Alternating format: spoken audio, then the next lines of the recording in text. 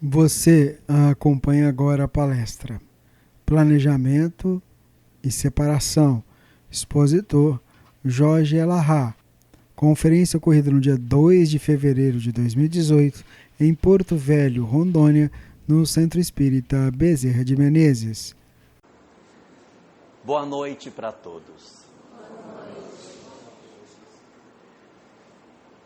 Conforme nós conversamos na última vez que estivemos aqui, segundo aquilo que a doutrina espírita nos apresenta, todos nós passamos por um período de programação no plano espiritual, no qual as principais decisões da existência são desenhadas antes mesmo do nosso nascimento.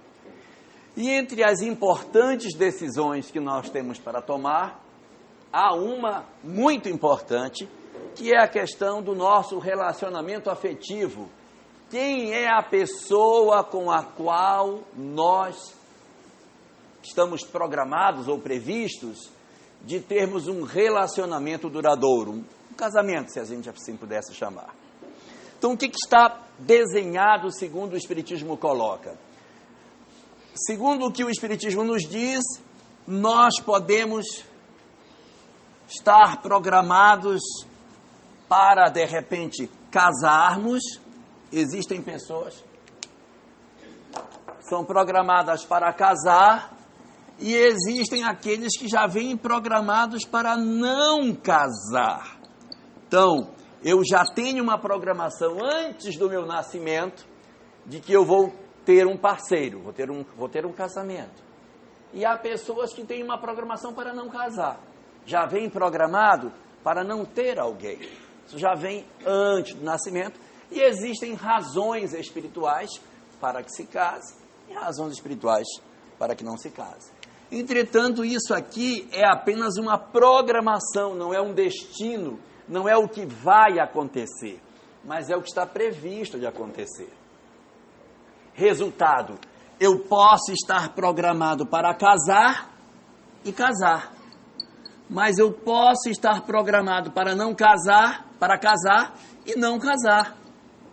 Como também eu posso estar programado para não casar e casar, e posso estar programado para não casar e realmente não casar. Ou seja, é de se pensar, então para que adianta programar um casamento se você não vai cumprir? Programa que casa e pode não casar, programa para não casar e casa, de que adianta programar? É porque a programação não é uma castração do nosso livre-arbítrio. A programação espiritual é o que os espíritos entendem que seja o melhor para acontecer para nós. Então, numa determinada existência, os espíritos dizem, olha, o mais bacana para você, o mais adequado para você neste momento, é você casar com fulano, ou não casar com ninguém. Cada um de acordo com as características, as necessidades que tem, vai precisar ou não de um casamento ou não. O certo é que a gente pode, de repente, decidir por casar ou não casar, porque isso está por conta do nosso livre-arbítrio. O problema é que, às vezes, quando a gente casa, ainda podem acontecer duas situações. Eu posso casar com quem me está programado, ou eu posso casar com quem não está programado. Isso é pior. Eu vou casar com quem não está programado, quer dizer, eu saio de lá previsto para casar com o Wellington e caso com o Zé. Né? Ou posso estar previsto casar com o Zé e caso com o Washington, né? Isso é possível, ou seja, a nossa programação espiritual nem sempre ela é cumprida, porque o nosso livre-arbítrio entra. E o que pode fazer com que a gente acabe casando com quem não está programado? Essas experiências de nós termos um relacionamento com quem não está previsto, ela decorre mais frequentemente nas situações das chamadas almas primárias, que são os espíritos que ainda têm uma dificuldade muito grande de manter relacionamento duradouro. Então o cara conhece hoje, amanhã já se mudou, já está morando, e ele nem sabe mais, quando foi que casou, nem sei mais, não sei nem, foi casando devagarinho, cada dia um pouquinho e tal. Eu vou considerar o dia que eu levei a minha última peça de roupa, então foi dia tal. Quer dizer, já não tem mais um limite muito claro entre as coisas. Quando a gente tem uma determinada visão de mundo, então é mais claro perceber esses nossos relacionamentos e as vinculações que a gente tem. Resultado, pela ótica que o Espiritismo nos apresenta, as relações espirituais com relação a casamento, elas podem acontecer antes mesmo do nosso nascimento. Raros são os casos nos quais os espíritos não trazem uma programação muito clara de quem é a pessoa com a qual vai casar. Isso é mais típico dos espíritos bem no início da evolução, aqueles que estão iniciando as suas vidas enquanto espécie humana, que está começando a aprender a agricultura, a aprender a dominar o fogo, a dominar a fala, a escrita.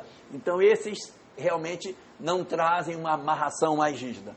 Mas os espíritos mais velhos, os que já tiveram mais encarnações, têm uma tendência maior a já apresentarem esta programação já assim desenhada. A grande questão não está efetivamente nisso, porque às vezes as pessoas dizem assim, puxa, mas e agora? Será que eu casei com quem era programado? Deve ser por isso que eu me dou tão mal com meu marido, com minha mulher, que eu devo ter casado com uma miserável que não era a que estava programada, né? Então, isso não funciona muito bem, sabe? Por quê? Porque a nossa programação espiritual, mesmo os espíritos com os quais nós estamos programados, eles podem ser de duas naturezas. Quem é médium enxerga, tá? Duas naturezas. Ou a gente está programado para casar com alguém por afinidade ou por não afinidade. Ou seja, eu programo casar com a Clícia por uma questão de afinidade de outras vidas. E aí, como a gente já tem um relacionamento de outras existências, naturalmente a gente programa um renascimento. Mas pode acontecer da gente programar para renascer com uma alma que não é afim conosco. E às vezes, quando a gente ouve isso, isso não é possível. Como é que eu vou programar para casar com uma pessoa que eu não gosto? Só se eu fosse louco para escolher para conviver com uma pessoa que eu não gosto. E não é essa a verdade. Não é que a gente não goste. É que a gente tem uma relação meio conflituada, entendeu? A gente gosta, mas não suporta.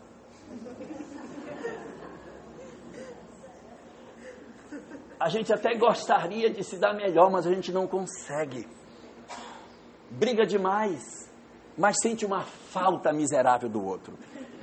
Resultado, existe um magnetismo entre os espíritos. E esse magnetismo atrai as almas. Então, quando a gente vai programar um renascimento, é provável que a gente, na programação, escolha uma alma que seja afim conosco. Um espírito que a gente já tenha um laço de afinidade. Mas pode acontecer, ai, eu queria muito reencontrar o Raimundão, nossa. Aí, mas por que ele? Porque a gente sente a atração por aquela pessoa, em que pese nós não tenhamos uma vida perfeitamente feliz. E da onde decorre isso? Decorre do fato, e aí não quero que ninguém se chateie comigo, mas o Espiritismo diz que quando a gente tem mágoa de alguém, é um sinal que por baixo da mágoa existe amor. Quando eu estou magoado, é porque eu gosto. A gente não se magoa com quem não gosta, de quem a gente não gosta. A tendência nossa é que a gente espera de alguém alguma coisa. Aí, como a pessoa não faz aquilo que eu espero que ela faça, eu me entristeço por ela não fazer. Aí eu me magoo. Então eu tenho amor. E como o meu amor não é correspondido por aquilo que o outro faz por mim, eu me magoo. Então, no fundo, às vezes não precisa nem ir muito fundo, mas no fundo, a mágoa esconde um amor. Então, quando a gente fala que na programação espiritual a gente pode renascer com um espírito que a gente não tem tanta afinidade, é porque a gente pode escolher alguém com o qual a gente já teve outras existências, gosta dessa pessoa, mas as nossas imperfeições morais dificultam com que a gente consiga ter uma relação perfeitamente harmoniosa. E exatamente pelas nossas brigas, a relação é muito desgastante, muito brigada, muito mastigada. Resultado, por conta dessas coisas, há uma tendência da gente se ferir com o outro. Mas a programação espiritual, ela ocorre para que você tenha a chance de reencontrar. E quando você reencontra o outro, numa outra existência, a gente reencontra a pessoa num outro corpo, numa outra história, num outro momento. Então, o sentimento mais profundo é o sentimento que prevalece. Porque durante a nossa reencarnação, boa parte da nossa memória ela é esquecida. Mas os sentimentos mais profundos, eles vêm dentro de nós. Tanto que a gente renasce com tendência para música, outros com tendência para matemática, outros gostam disso, outros gostam daquilo, que são as características que as pessoas trazem de outras existências. O que é mais profundo em nós sobrevive à reencarnação. O que não é muito profundo, com a reencarnação desaparece. Mas o que está lá dentro fica. Então, quando você reencontra o Raimundão, qual é o sentimento mais profundo? Este sentimento mais profundo vai fazer com que as pessoas se aproximem. E aí é possível deles se reaproximarem e fazerem uma nova relação, às vezes até mais feliz do que a anterior.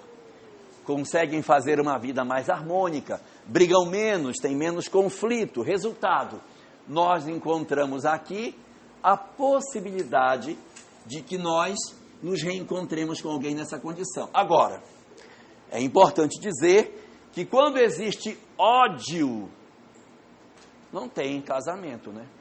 Ninguém vai casar com a pessoa que odeia. O ódio é uma coisa, a mágoa é outra. Então, por exemplo, você tinha uma causa na justiça,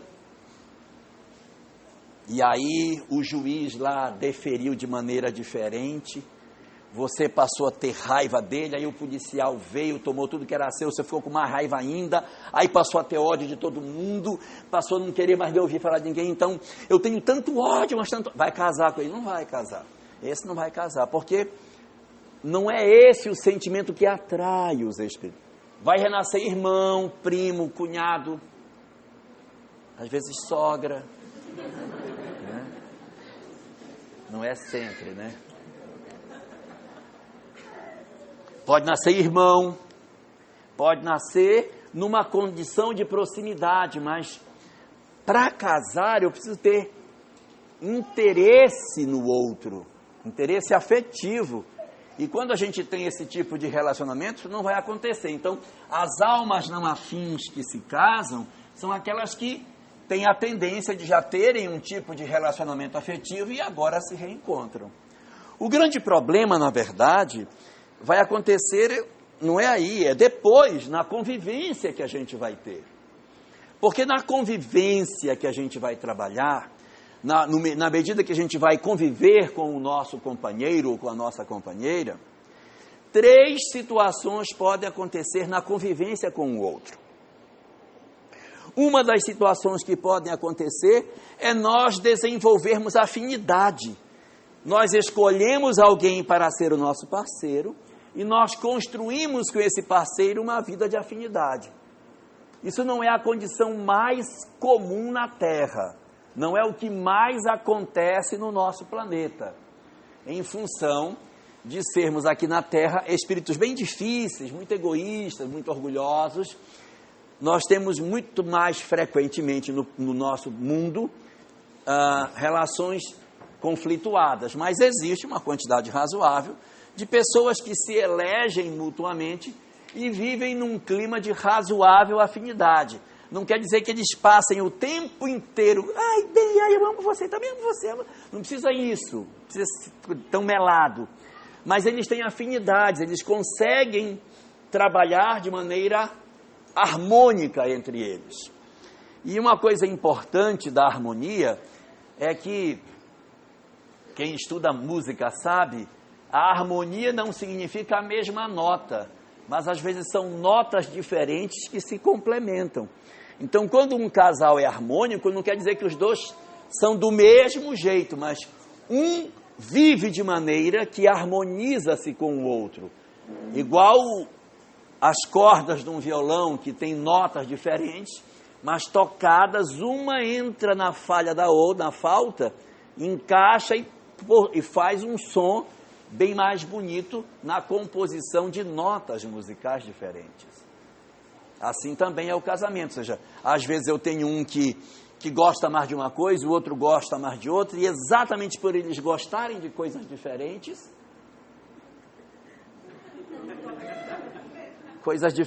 é que eles se dão melhor. Tá certo, Pedro? Então, muito bem. Resultado.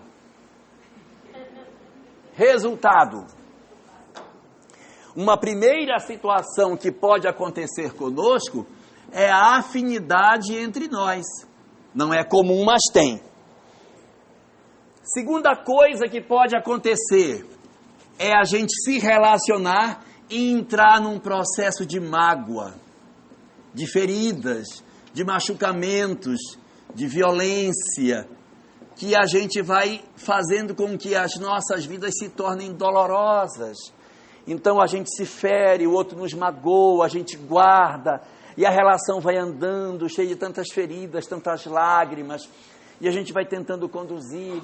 Essa é uma segunda situação, que é bem comum. E a terceira situação vai acontecer quando nós somos tomados pelo desamor. Né? Então, o desamor, ele é muito grave, porque o desamor desemboca em duas coisas. Ou é o rancor, aquela coisa dura. Não quero nem ouvir falar o nome do seu pai aqui em casa. O nome dele está proibido. Homem, nunca mais. Então, assim, a gente adoeceu. A gente adoeceu. E o outro problema do desamor é o ódio. Quando a gente desenvolve o desejo de vingança, não vai sossegar enquanto não se vingar do outro. E tem aquela raiva que não passa nunca. Então, isso é um problema do desamor. A mágoa que a gente tem, às vezes, fruto da violência, e eu falo da violência verbal, das agressões que às vezes existem, elas podem levar a uma situação que é o desinteresse. Desinteresse e a indiferença. Desinteresse é mais quando a pessoa chega e diz, você nem imagina bem, estou numa situação, sei lá, eu fui no médico, para ver, porque eu estou com uma coisa assim que nasceu aqui na minha costa, olha aqui, dá uma olhada, não é nada, tá boa, tem nada aí não, tá ótimo, vamos melhorar o que passa. Então, esse desinteresse é muito ruim, porque vai guardando uma mágoa, a falta da preocupação de um com as coisas do outro. Então, o desinteresse é ruim para nós, demais. Isso aqui a gente tem que evitar. E outra coisa muito complicada é a indiferença, que é quando você convive com uma outra pessoa, ela parece um pedaço de pau na casa, e a pessoa fica de mal eternamente. Fala, meu filho, você viu? O cara está aqui do lado, o marido está aqui sentado. Meu filho, você viu aonde ficou tal coisa da sua mãe que eu perdi? mas é incapaz de perguntar para o pobrezinho, coitadinho, tão inocente, sentado ali. Então, esse processo da indiferença, ele é muito ruim, e isso, aquele filósofo famoso, Pedro, Zezé de Camargo, ele dizia assim: essa sua indiferença é que me mata, né? Gente, a indiferença é muito ruim.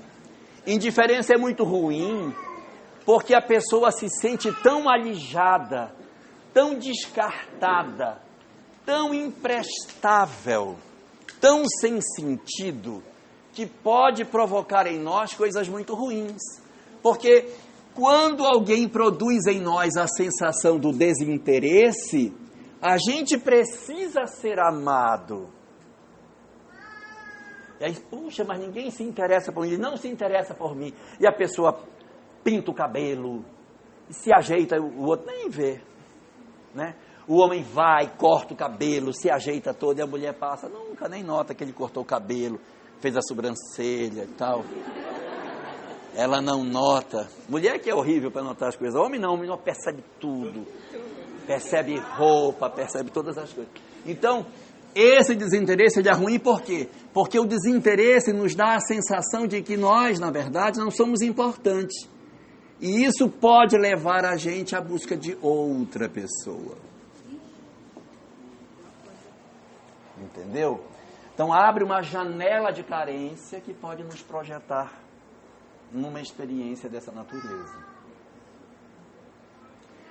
A indiferença, na verdade, ela produz em nós uma sensação de que a gente não tem valor nenhum, que a gente não presta para nada, que nós somos pessoas sem nenhum tipo de valor. E isso vai produzir em nós, muitas vezes, doenças.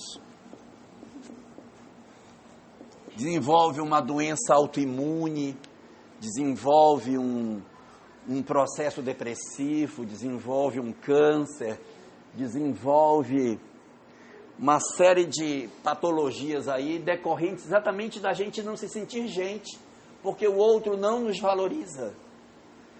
Então é muito complicado quando isso acontece.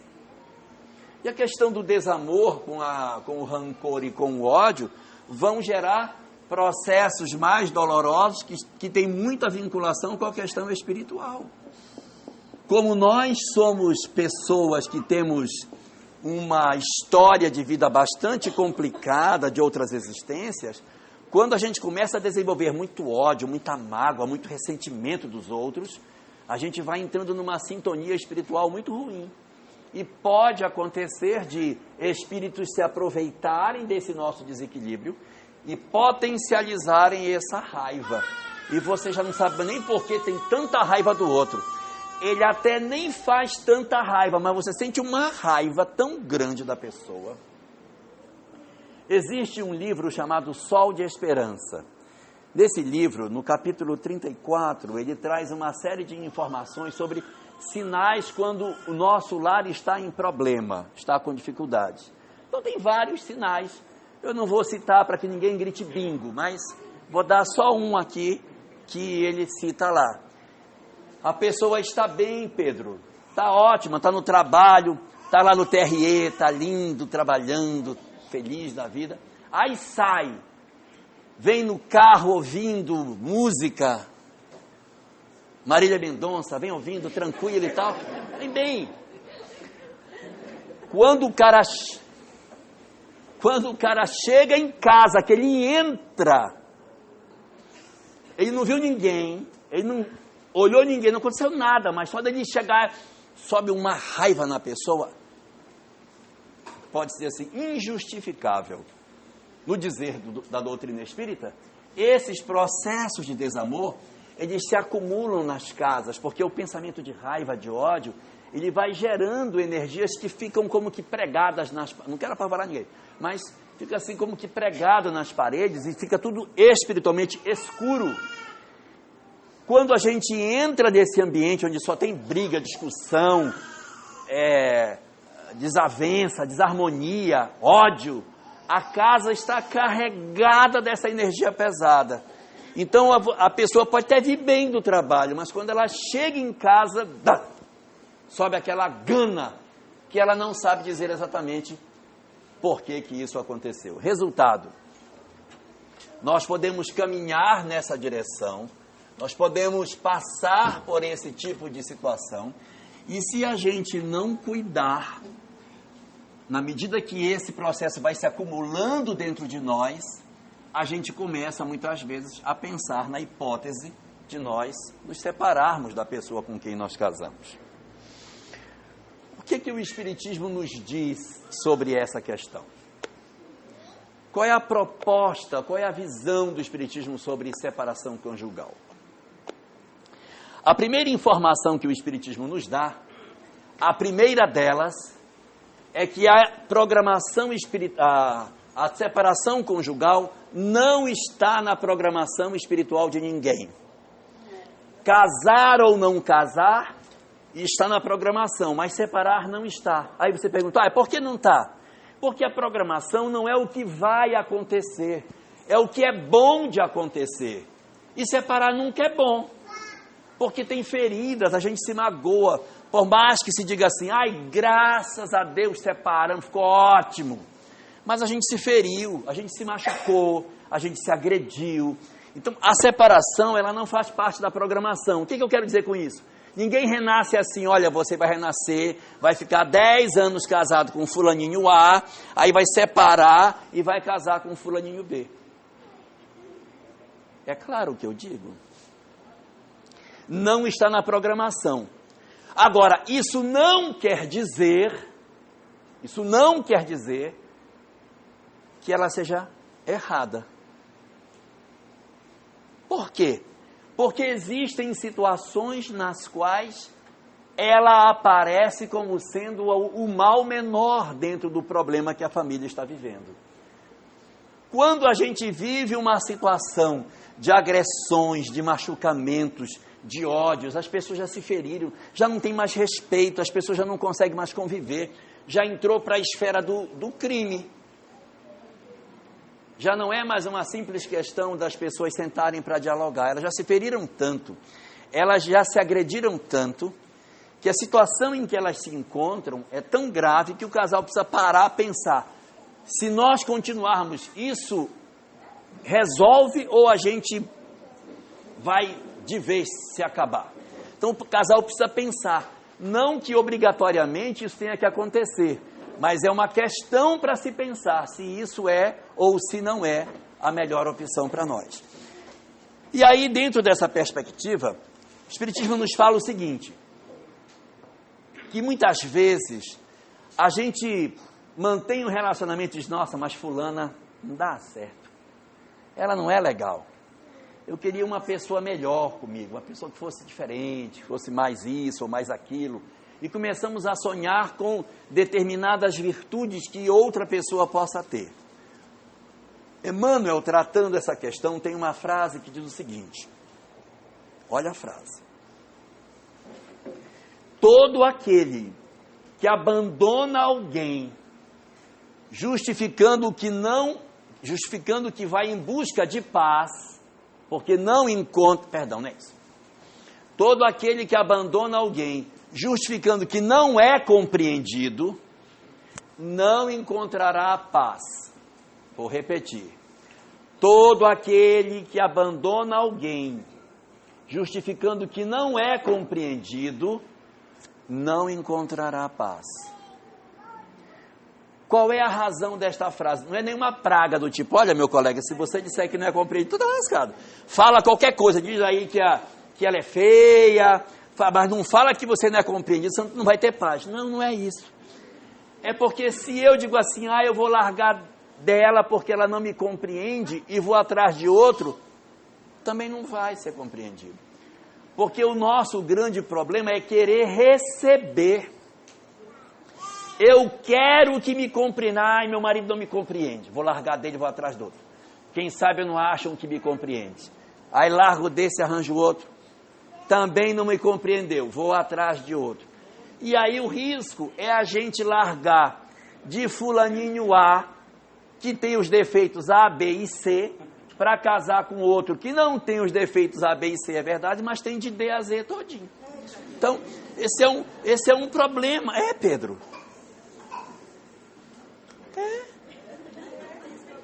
Então, você fazer um movimento porque não é compreendido, segundo a doutrina espírita, não é a melhor opção. Bastava que a gente recorresse à oração de São Francisco. Lá na segunda parte, assim, ó Senhor, que eu procure mais compreender que ser compreendido. Então o negócio é a gente tentar, não é que a gente vai querer sempre também ser compreendido, mas que eu procure mais, pelo menos mais, compreender do que ser compreendido. A gente só quer ser compreendido, só quer que o outro compreenda. Ai, fulano não me compreende. Você compreende o pobrezinho, coitadinho, né? Então é preciso que a gente também faça um esforço para compreender o outro, e não só querer que o outro nos compreenda. Então, a doutrina espírita diz para nós que a busca da perfeição é uma busca que a gente não vai ter. Nós não iremos encontrar alguém que seja efetivamente a perfeição em forma de gente. E o que propõe então o Espiritismo dentro disso? Propõe que a gente invista na relação que a gente já tem. É muito mais fácil você investir na relação que você já possui do que tentar construir uma nova. Vale mais a pena a gente tentar investir, que o primeiro movimento nosso seja o de investir na relação. Porque às vezes eu diz assim, não dá certo, vou largar. Mas você já investiu tudo que você poderia? Você já empreendeu todo o esforço? Porque às vezes a gente não quer empreender nenhum esforço, mas quer curar a relação que está doente. A gente precisa fazer algum esforço. Não dá para curar as coisas sozinho. Isso aí não é casamento complicado, não é como gripe, que cura só. Não, deixa que quando passar, cura. Não vai. A gente precisa investir. Então, a proposta do Espiritismo é que a gente invista na relação ao invés de desistir dela. Faça primeiro um investimento. Mas não dá mais para fazer o investimento, porque eu já fiz muita besteira. Eu já fiz muita bobagem. Você não tem ideia de tanta besteira que eu já fiz. Joana de Ângeles, tratando essa questão, diz o seguinte: se a gente já errou muito, ao invés de desistirmos de nós mesmos, volta. Se você já deu 10 passos errados, para e tenta voltar. Não desista de si mesmo. Então, se a gente já caminhou de maneira equivocada, a grande proposta que a gente encontra nas obras espíritas é que a gente faça um esforço de retorno. Tenta retornar. Tenta voltar. Mas eu já fiz muita besteira. Tenta voltar. Volte pelo caminho. Faça um esforço para vir. É claro que nem sempre a gente vai conseguir resgatar uma relação. Às vezes a gente já está tão machucada, tão ferida, que a gente não consegue mais reconstruir. Mas a gente precisa primeiro fazer um esforço para tentar retornar essa relação.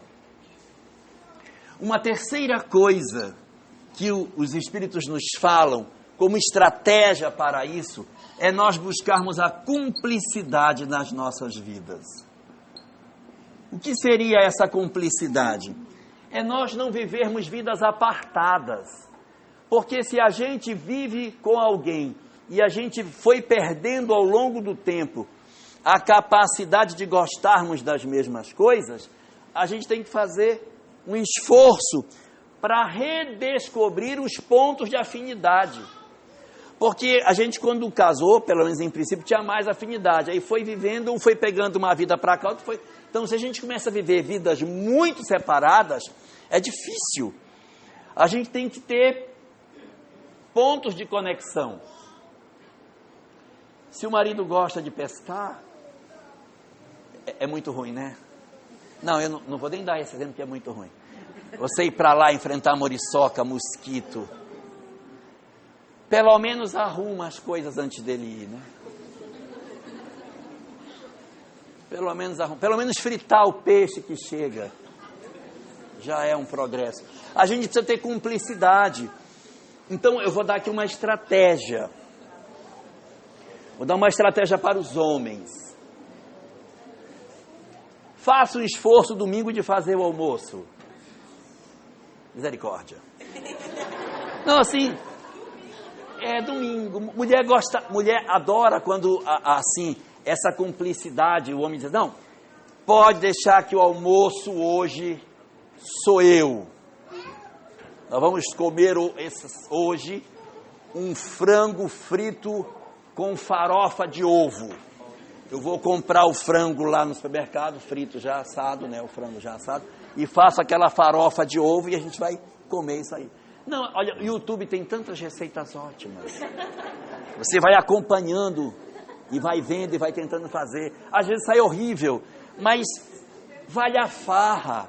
A vida vale por essas coisas. A gente não pode levar a vida tão a sério, senão a gente fica doido. Então, é fazer essas coisas. Chama os meninos para ajudar. Meu filho, vá fazendo aí, vai separando essas batatas aí, corta as batatas aí e tal. Você não mexe nada na cozinha. Hoje vai cozinhar sou eu. Então você tenta, para poder criar esses laços.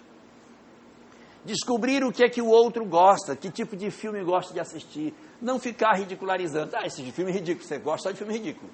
Esse filme só filme ridículo. Assiste. Nem que você durma no cinema, mas vai. A gente precisa ter pontos de conexão. Então, a cumplicidade é o grande elemento. A gente precisa fazer coisas juntos. Precisa descobrir, senão as vidas vão se afastando e daqui a pouco é muito difícil. Então, evitar que isso aconteça. Senão a gente vai se perder. E uma quarta e última orientação que os Espíritos nos dão sobre essas relações quando elas estão enfermas é a questão da busca da espiritualidade. Vejam que eu não estou falando de religião. Eu estou falando da gente buscar a espiritualidade nas coisas. Fazer as coisas com espiritualidade. Sentir prazer naquilo. Quando eu falo de espiritualidade, a religião muitas vezes nos dá essa condição de espiritualidade. Mas às vezes o meu parceiro, a minha parceira não gosta de religião. Então se ele não gosta, procura pelo menos as coisas de espiritualidade. Ou seja, vai para o parque circuito, vai ver a natureza, vai andar lá. Vá curtir as coisas. Vá celebrar a vida. Vá sentir prazer nas coisas simples. Vá se apaixonar por coisas tão singelas, porque às vezes a gente fica achando que agrada ao outro, porque chega lá, comprei essa corrente de ouro para você, toma, para você usar, pega aí dá aquela corrente de ouro para o outro, tá aí, seu aniversário do ano passado deu um cordão, agora eu estou lhe dando um pingente, o que você mais quer? Então, não funciona, às vezes você não dá uma coisa de valor, mas dá seu tempo, dá uma coisa que você fez, é muito mais prazeroso, é muito melhor. Então, a proposta é que a gente procure isso para dar leveza. Religião ajuda muito em espiritualidade. Mas a religião precisa nos espiritualizar, porque se a religião nos endoidar, não adianta muito. Mas assim, religião é um excelente instrumento. Você vem para a casa espírita, ouve uma palestra, toma um passe, lê uma obra edificante, lê uma obra de um espírito que traz uma mensagem boa, lê um romance, chora, se emociona, isso faz um bem danado.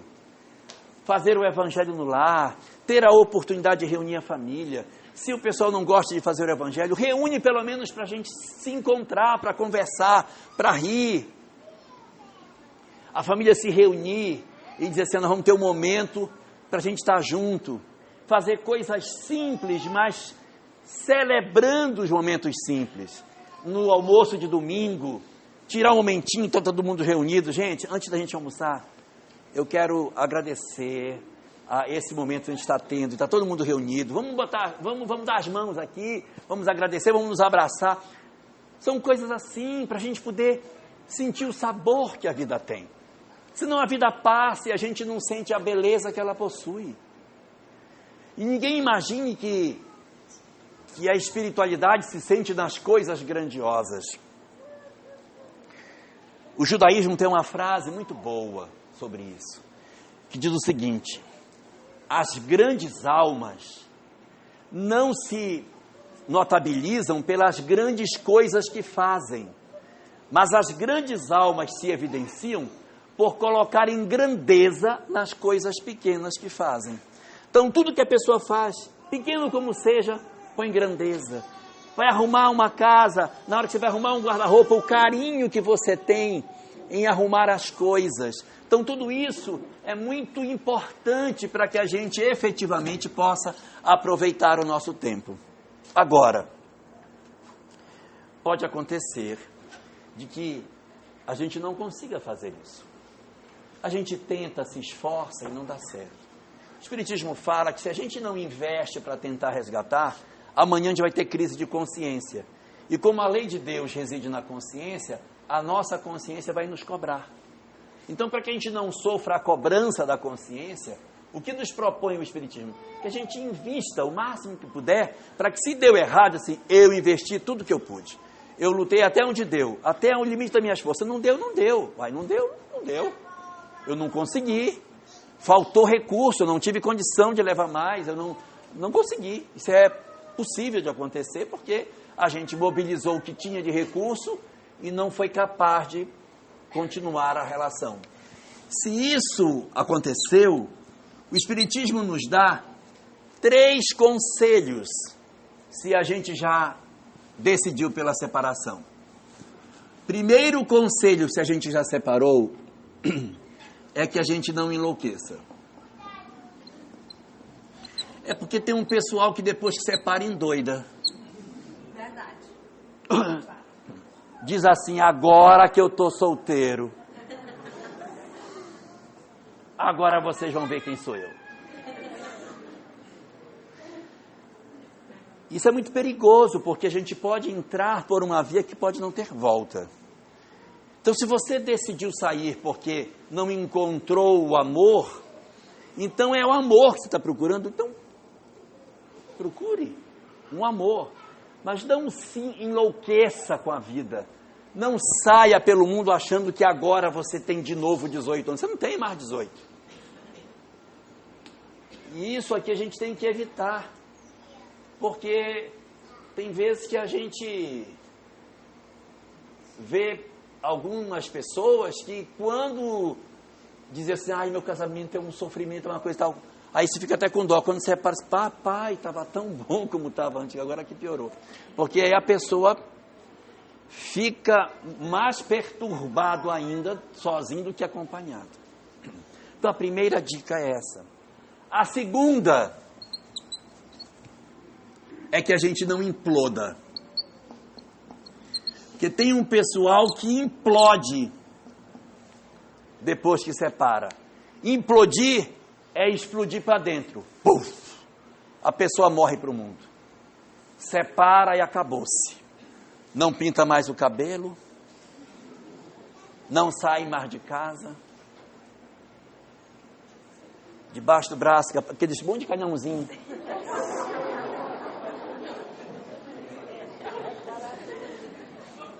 Não se cuida. Não se cuida mais, gente. Nem um batonzinho, pelo amor de Deus. Nada. Outro dia eu fui falar um negócio aqui, eu fiquei com medo até de ser processado. Mas eu vou repetir. Compra aquelas batas de Fortaleza, sabe? Aí fica só em casa com aquelas batinhas. Não sai mais, não. A vida se acaba, o cabelo já não pinta mais, fica aquele colorido para cá, aqui no meio fica branco. Não pode ser assim. A gente não, porque isso é uma estratégia de vingança, viu? Isso é uma estratégia de vingança. As pessoas fazem essa implosão como estratégia de se vingar, porque os amigos encontram fulano. Eu encontrei tua mulher, mas a bicha está acabada. E ela puxa da perna, sabe? Aí ela geme. Aí diz, Aí a voz fica trêmula quando ela encontra os amigos. Fulano, me deixou. A pessoa está se destruindo. Enquanto um está se destruindo na loucura do mundo, o outro está se destruindo para dentro. Então a gente não pode implodir. A gente tem que se reconstruir. É claro que todo mundo tem o direito ao luto, à sua tristeza, ao seu momento de tristeza, de dor. Isso é normal, nós somos humanos, a gente chora, sente dor, sente a perda. Não é fácil, é difícil. Mas a gente precisa se reconstruir.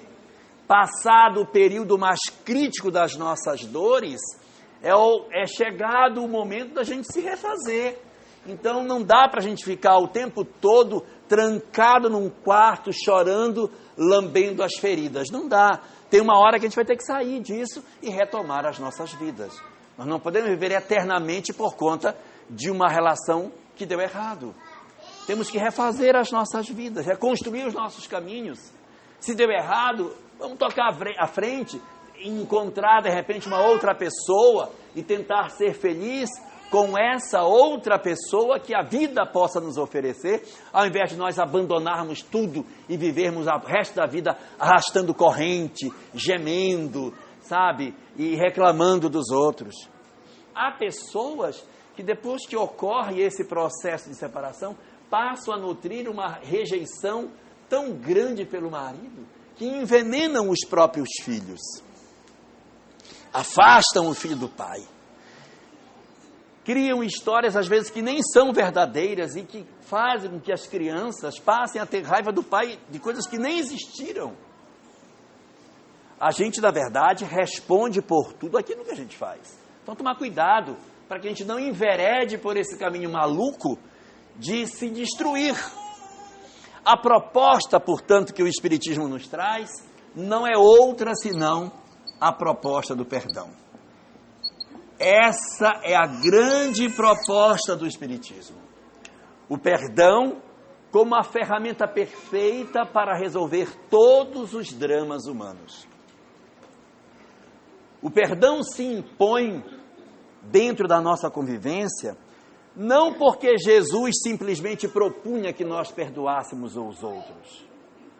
O perdão para o Espiritismo, e não é uma proposta no sentido de ser um mandamento. O perdão para o Espiritismo se impõe como uma necessidade terapêutica para todos nós.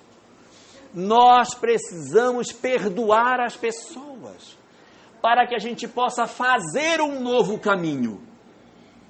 Quando eu não perdoo, seja porque eu mantenho uma relação de ódio ou uma relação de mágoa, segundo aquilo que o Espiritismo diz, se eu tenho mágoa ou ódio, eu estou preso nessa pessoa.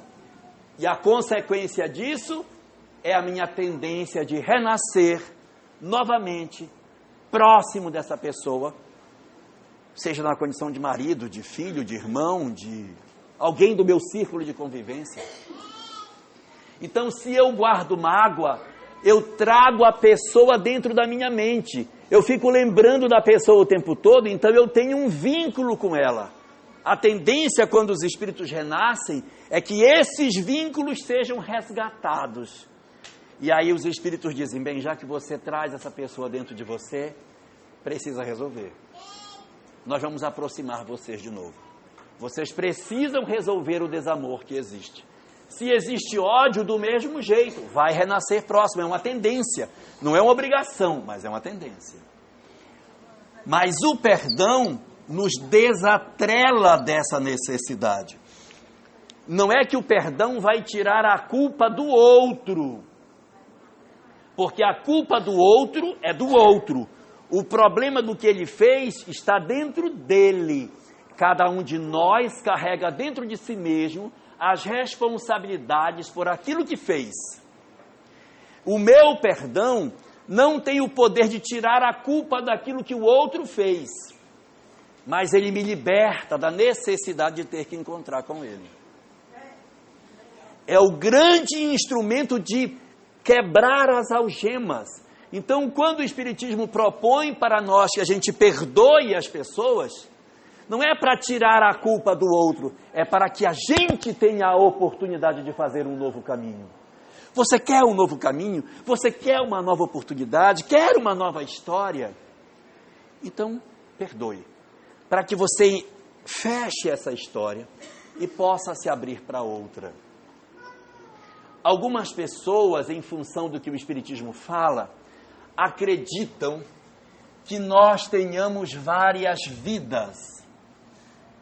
E isso não é o que o Espiritismo diz. Para o Espiritismo, nós não temos várias vidas. Nós temos várias existências dentro de uma mesma vida. A minha vida é a minha vida, é a minha história como espírito. E eu vou reencontrar com a minha história. A grande pergunta que eu tenho que fazer para mim mesmo, qual é a história que eu quero para mim? Qual é o que eu quero escrever para o meu futuro?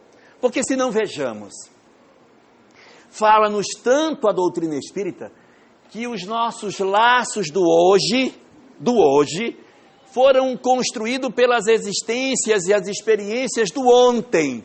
Foi o que eu fiz ontem que gerou a família que eu tenho hoje. O que eu fiz no passado constrói o meu presente. Ora, se isso é verdade, se o meu hoje está sendo escrito pelo que eu fiz no ontem, é evidente que eu estou escrevendo hoje o que eu vou colher amanhã. Eu estou fazendo nesta minha existência as costuras que me levarão às relações que eu terei numa próxima existência corporal, dentro da minha mesma vida. Então, o que é que me compete fazer? Analisar e perguntar, o que é que eu quero para mim? Se eu quiser a mesma história de vida, as mesmas coisas, faça do mesmo jeito que está fazendo. Não mude. Fique do jeito que você é, que você vai ter a mesma história para frente. Mas se nós queremos ser mais felizes, se nós queremos efetivamente encontrar novos caminhos para as nossas vidas, termos uma história nova dentro do conjunto das nossas existências, está na hora de dar uma guinada, de fazer aquilo que a gente nunca fez, porque fazer do jeito que a gente está fazendo, está nos levando a esse resultado. Então temos que fazer uma coisa diferente, e o que tem de mais moderno, de mais diferente, de mais inovador, é perdoar. Somente a partir do momento em que nós colocarmos nas nossas vidas esse novo ideal, nós poderemos fazer uma nova história para nós. Separar, não separar, não é o mais importante. O mais importante é nós não odiarmos as pessoas, é nós não guardarmos mágoa, é nós não termos desejo de vingança, é nós não guardarmos os nossos corações pesados, porque a grande proposta da vida é o amor. Esse é o grande objetivo da existência. Se eu amo, então pronto. Então, se eu tive uma relação infeliz, que eu perdoe, que eu reconstrua, que eu refaça a minha história, que eu não carregue tanto peso nas minhas costas, mas que eu faça todo o possível que eu puder para ser feliz. Essa é a proposta da doutrina espírita e para a qual a literatura espírita aponta. Assim, desejo para todos nós que a gente reflita sobre essas questões e faça hoje, a partir de hoje, um novo futuro bem mais feliz para todos nós. Muito obrigado. Contar a história daquela criação, não vai fechar com casa. Pode fechar. O Pedro quer que eu conte uma história. Já passou da hora. Essa aí vale. Nós estamos habituados a conhecer a história da criação do mundo pela ótica de Adão e Eva, não é? A lenda judaico-cristã da origem do mundo e tal. Mas essa não é a única história sobre como foi que surgiu o homem e a mulher. Os indianos também têm uma proposta de como é que foi que tudo surgiu. Segundo os indianos, Deus criou o homem primeiro. E o homem ficou andando naquele lugar ali, vamos chamar de paraíso. E aí, inconformado, insatisfeito, então Deus perguntou ao homem: o que houve? Você parece que não está satisfeito, está faltando alguma coisa? Ele disse: olha, eu tenho tudo aqui, mas eu me sinto tão solitário. Eu queria alguém para conversar, alguém para dividir, para ser uma pessoa para eu poder dividir as coisas, me fizesse companhia. E Deus disse: eu vou ver o que eu consigo fazer. Só que Deus já havia usado toda a matéria que existia para fazer o mundo. Não tinha sobrado mais nada. Só tinha sobrado sentimentos.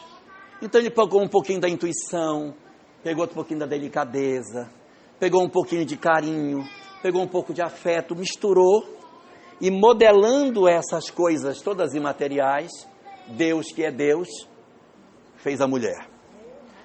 Quando ele fez a mulher, que o homem viu a mulher, disse: Senhor, o Senhor parece que adivinha pensamento, meu Deus, ela é exatamente o que eu queria. E aí então ele ficou numa alegria tão grande com a companhia que ele tinha recebido, e eles estavam sempre juntos. E aí ele tomou ela pela mão e eles foram embora. 3 dias depois, ele voltou puxando a mulher pela mão. Ela veio, coitadinha, sendo arrastada quase por ele. Quando chegou na frente de Deus, ele disse: olha, eu vim aqui devolver a mulher porque ela não dá certo, eu não consigo conviver com ela, é muito difícil, a gente pensa muito diferente, eu quero devolver. Aí Deus então recolheu a mulher, ele foi embora. 3 dias depois ele voltou: Senhor, dá para me devolver a mulher? Disse: mas por quê? Porque eu sinto muita falta dela. Olha, ela me ouvia, ela cuidava de mim, ela cantava para mim, ela fazia todas as coisas, era tão boa a convivência dela. Sozinha é muito ruim. Devolve a mulher, por favor. Sinto tanta falta dela, eu não consigo viver sem ela. Está bom, então devolveu a mulher lá e levou ela de novo. Pegou ela pela mão, sumiu de novo. 3 dias depois, lá vem ele de volta, arrastando a pobrezinha, que vem aos solavancos. Quando chegou perto de Deus, ele jogou a mulher do chão, e antes que Deus perguntasse alguma coisa, ele disse: fala demais, fala demais, fala demais. Não aguento mais, não aguento mais, não aguento mais. Pode levar. E Deus teria ficado impassível olhando aquilo. E aí ele ficou incomodado e disse: Senhor, eu falei para levar. Levar, eu não aguento mais ela. Aí Deus disse: pois é, mas eu não vou levar. Você não vai levar? Mas Senhor, não faça isso, eu não consigo viver com ela. E não consegue viver sem ela também, por isso vai levar. Aí ele disse: mas Senhor, junte a moça. Aí ele juntou, aí disse: vocês vão viver juntos, até que aprendam a essência do amor. Aí então a mulher, que estava calada o tempo todo, finalmente fala e diz: Senhor, e qual é a essência do amor? Aí ele disse: a essência do amor é a renúncia. Enquanto um não aprender a ceder uma parte do seu querer para atender ao outro, e o outro ceder uma parte para atender o primeiro, vocês não serão felizes. É preciso que vocês aprendam a ceder de parte a parte. Até que aprendam a viver juntos, terão que desenvolver a renúncia. O homem ficou assim meio contrafeito, aí juntou a mulher e saiu assim, andando meio pensativo. E aí, segundo a lenda, Deus teria dito: lembrem-se. E os dois se viram para olhar o que ele diz. E nessa hora, Deus, na lenda indiana, diz uma das frases que eu acho uma das frases mais bonitas que eu conheço. E como vocês são muito jovens, ainda vão se apaixonar muitas vezes, eu vou deixar a frase para vocês pensarem. A frase que Deus teria dito para eles foi a seguinte: lembrem-se, o amor é como plantar uma árvore na janela. O amor é como plantar uma árvore na janela. Quando se ganha a sombra, se perde um pedaço da paisagem. Então, se você quer ver a paisagem inteira, então é no sol. Se quer viver na janela com sombra, vai perder um pedaço da paisagem. Não tem jeito de ganhar sempre. É renúncia. Ou perde a paisagem, ou então vai ficar no sol. Uma boa noite para todos, gente. Você acompanhou a palestra Planejamento e Separação, expositor Jorge Elahá.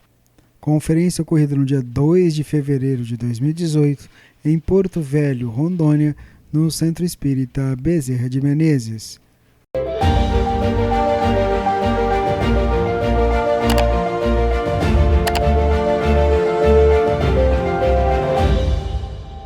Esteja sempre em contato com o bem. No site e no aplicativo da Web Rádio Fraternidade, você encontra orações diárias, palestras e estudos que te sintonizarão com os ensinos do Cristo. Para acessá-los, basta entrar no site www.radiofraternidade.com.br ou baixar o aplicativo da Rádio Fraternidade. Neles, você pode ouvir a rádio em tempo real ou acessar o nosso acervo. Web Rádio Fraternidade, a emissora do bem na internet.